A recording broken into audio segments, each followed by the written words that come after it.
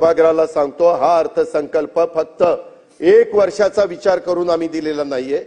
उद्याची 5 वर्ष 2024 ते 29 आणि ती 5 वर्ष अशी आहेत की त्याच्यामध्ये कुणी जरी गमतीनं जरी म्हटलं की अमक्यानी मुख्यमंत्री व्हावा, तमक्यानी मुख्यमंत्री व्हावा, आम्ही पाठिंबा देतो.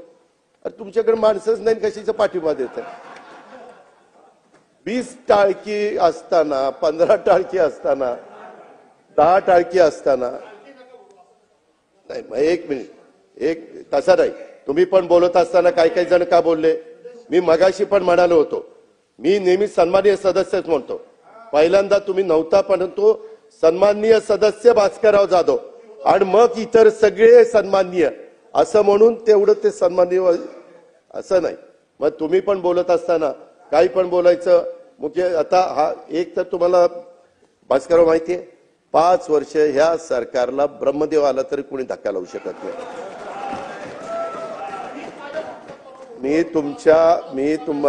मी अध्यक्ष महोदय हे सगळे बोलत असताना मी कधी त्यांना डिस्टर्ब केलं नाही. गप खाली मान घालून ऐकत होतो. ते मला इकडून मारत होते, तिकडून मारत होते. मी आपलं करतो. अध्यक्ष महोदय गरीब विचारच आहे ना, म्हणून तर इथं बसलोय.